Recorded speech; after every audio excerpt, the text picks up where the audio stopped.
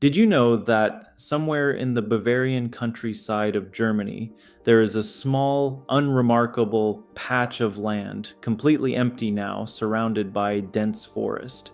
And the story of what happened there is so deeply disturbing that the German government demolished the farmhouse that once stood on it just 1 year after the crime, hoping to erase it from history.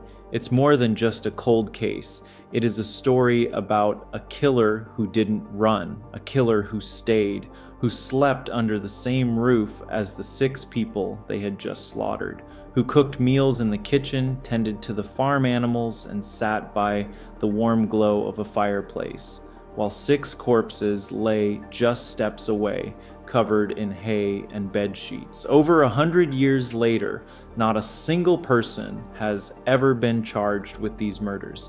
Sit back, enjoy another beverage, and get comfortable, because tonight we are telling the story of the Hinterkaifeck murders, Germany's darkest and most haunting unsolved crime. It's the winter of 1921 in Bavaria, Germany. Tucked just behind a tiny hamlet called Kaifeck, about 70 kilometers north of Munich, sits a small, isolated farmstead called Hinterkaifeck. The name literally means behind Kaifeck, and that description says everything you need to know about it. It was behind everything, behind the nearest town, behind the tree line, behind civilization, really. The farm sat alone at the edge of a dense wood, and the nearest neighbors were a solid walk away. Living on this farm was the Gruber family. Andreas Gruber, the patriarch, 63 years old, stubborn, private, and by most accounts, not a man you wanted to cross. His wife, Kazilia Gruber, 72 years old, their daughter, Victoria Gabriel, 35, Victoria's 2 children, her daughter, little Kazilia, who was just 7 years old, and her baby son, Joseph, only 2. And finally, there was the new maid, Maria Baumgartner, 44 years old, who had arrived at the farm just that very day to begin her position.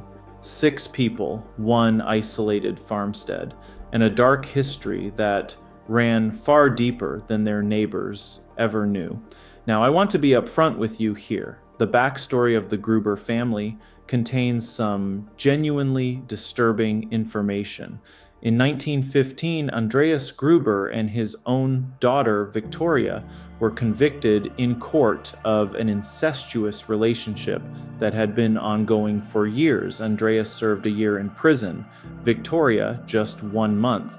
And when little Joseph was born in 1919, Victoria admitted to a neighbor, a man named Lorenz Schlittenbauer, with whom she was involved, that Andreas was the boy's father. I mention this not for shock value, but because it matters for understanding who may have wanted this family dead. And as you'll see, that list of people was longer than you might expect. Keep that name in mind, Lorenz Schlittenbauer. We'll come back to him. Now, here is where the story shifts from disturbing to something else entirely, something that gives this case its truly terrifying edge.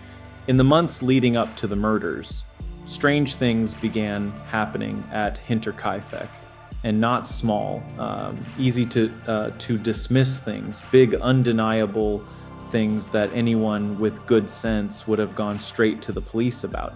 The first maid, a woman named Crescens Rieger, who had worked for the Grubers before Maria, quit her job about 6 months before the killings. When people asked her why, she said it simply.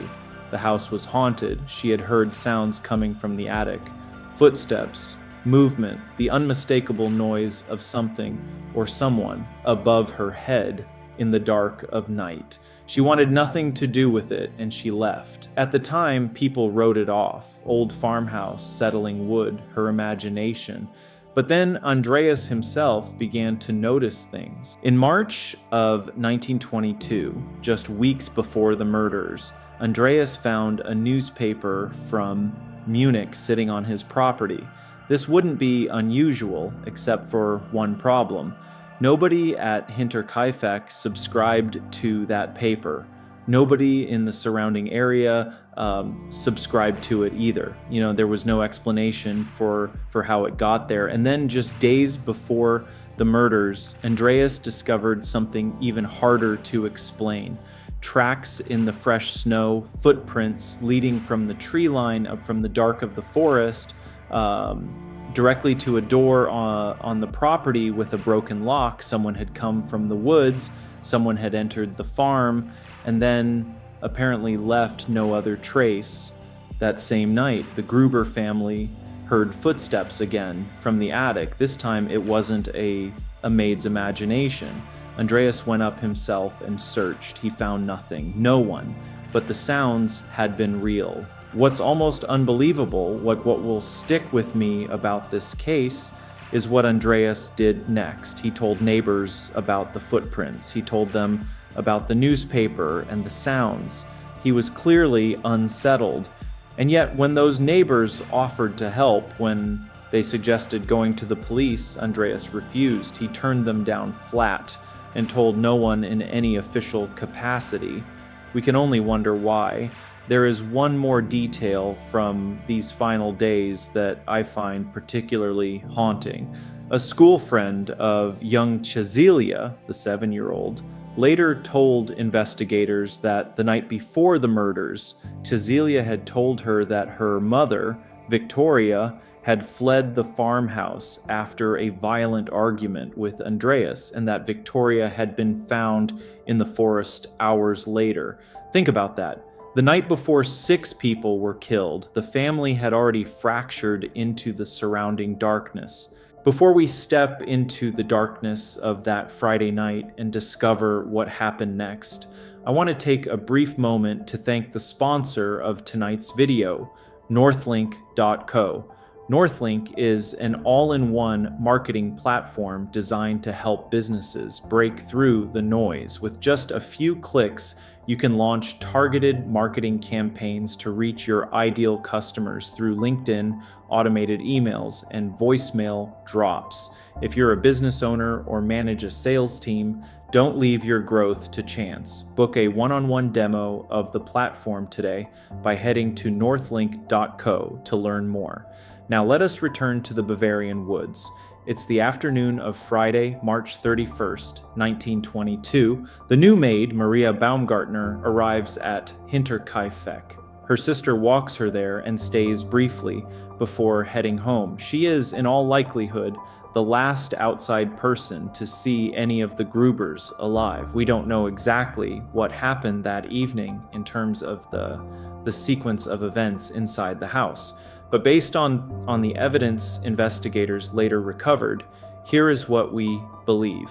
Late that night, one by one, the family members were lured to the barn. Andreas first, then his wife Cecilia, then Victoria, then little 7-year-old. Whether they were called by sounds from the barn, whether they were summoned individually by the killer, or whether they were led there under some other pretense, no one knows for certain. What we know is that they went to the barn and they did not come back out. The weapon used is often translated simply as a mattock, but specifically it was a rebel, a heavy 2-pronged dung hoe. This tool belonged to the Grubers, and it had actually been customized and repaired by Andreas himself. The killer took this heavy iron tool from within the property and used it for their grim task. Each of the 4 were struck in the head with this tool. Andreas's face was caked with blood, his cheekbones shattered. Cecilia showed signs of strangulation in addition to 7 blows to the skull. Victoria had 9 separate star-shaped wounds on her head. For 3 of them, death was likely quick, delivered by someone who knew exactly what they were doing. A single, precise, catastrophic blow. But for little Cecilia, the 7-year-old girl, it was not quick. The autopsy would later reveal that Cecilia survived her attack for several hours. She was found in the hay, alive but in shock, unable to move, unable to cry out.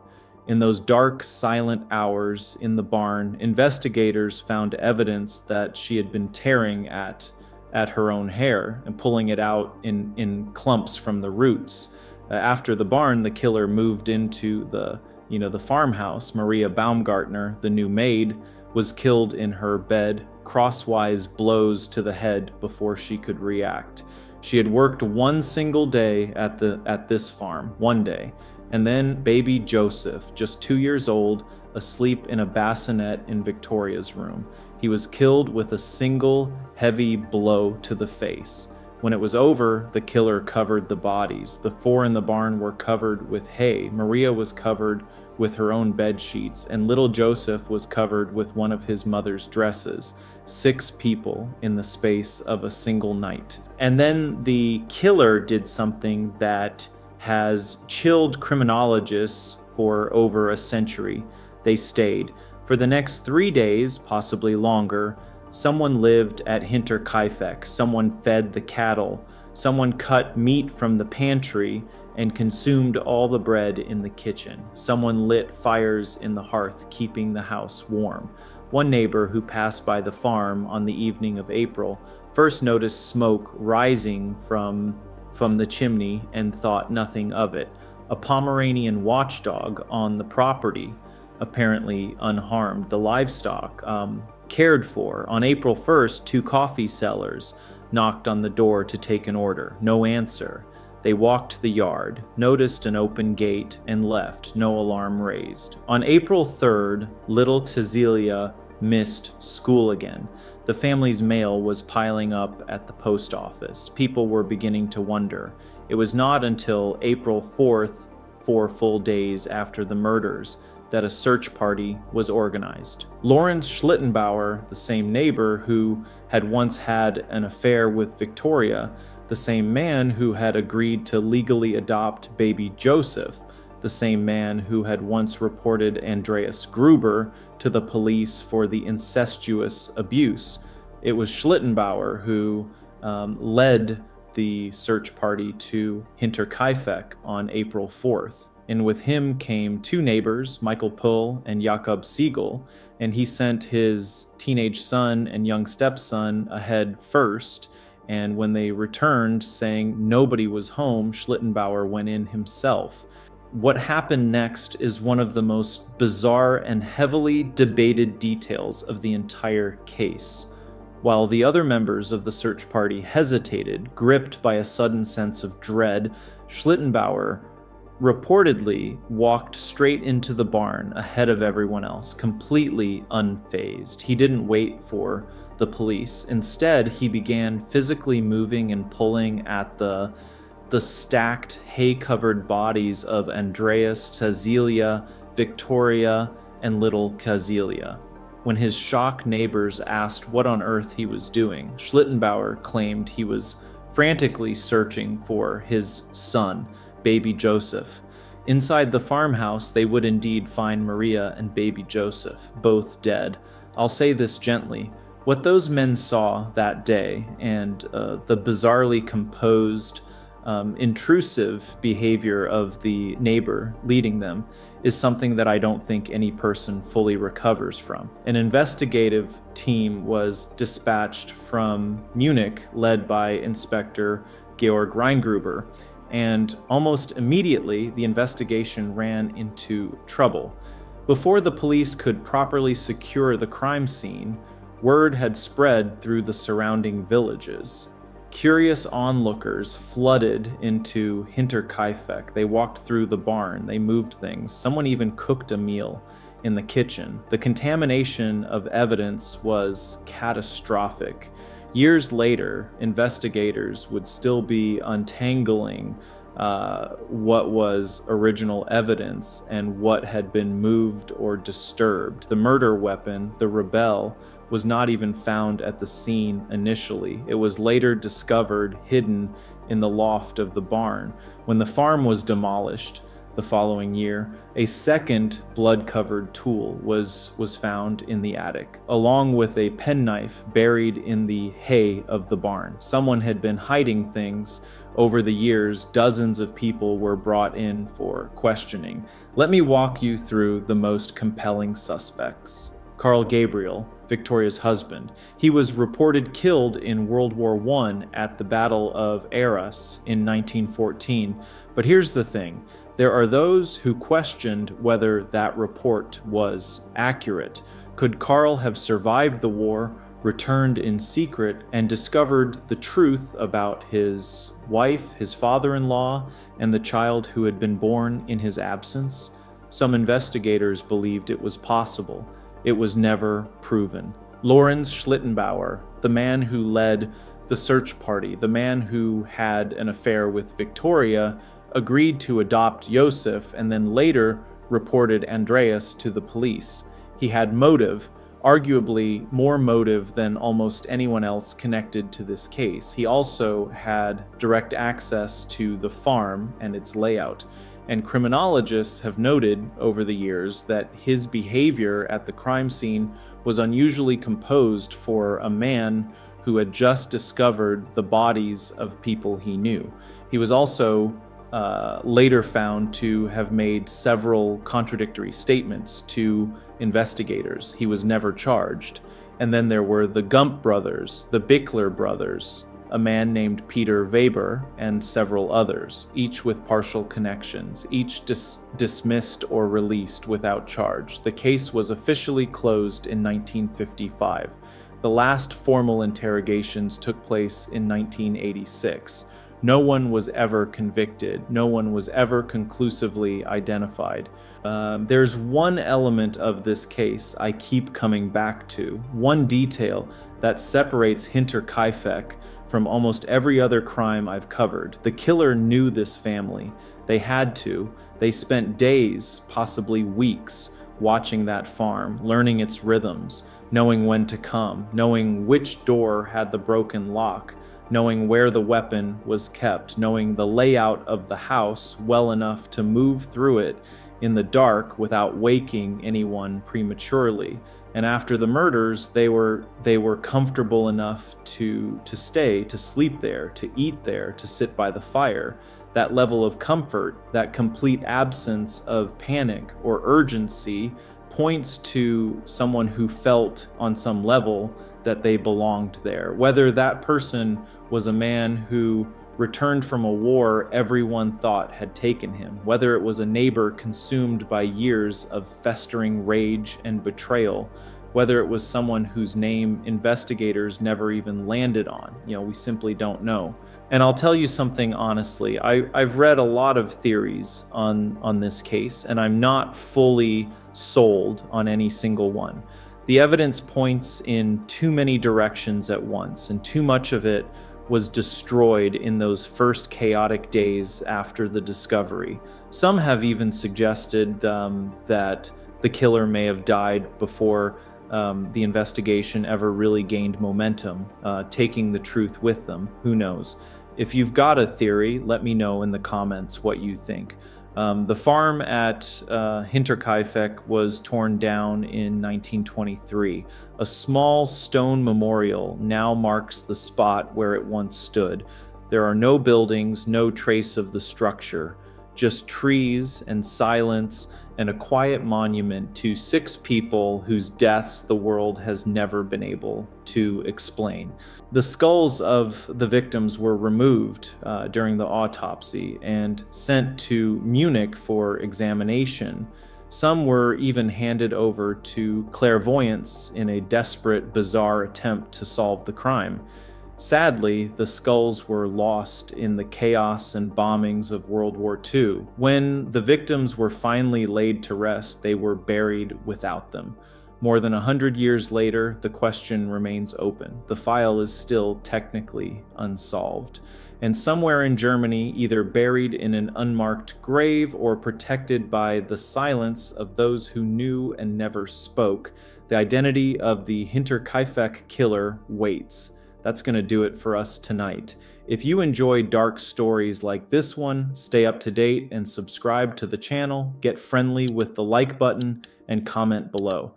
I want to hear your theories on who did this, and if you're feeling brave, I strongly encourage you to watch our video on the Dyatlov Pass incident next. It'll leave you questioning what's more dark, nature or humans. Until next time, I love you all.